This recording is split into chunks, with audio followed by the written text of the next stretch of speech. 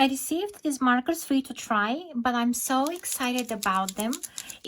They're so easy to use. They're transparent so you can see the ink inside, and actually the instructions here on the side. So you hit them, you shake them, and they blend inside really well, and you're ready to write. So all you do is when they're brand new, you have to push them down so you can see the flowing of the inside here, and you can just use them. They're so easy to use. They flow really good on the paper.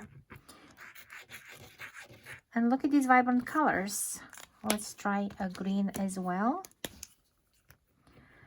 And I am also very excited to try them to fix the ceramic part here on my broken figurine pieces. So I think this yellow will be the closest to the color used in the figurine.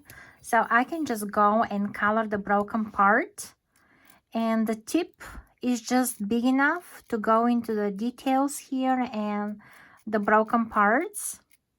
And look at it, it's like you can never tell. I like the result here.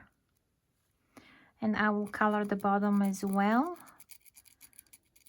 so you cannot even tell that it's broken now. It's close, but it's a nice way to fix and still enjoy my little pieces. And yeah, very good result. I'm happy with that.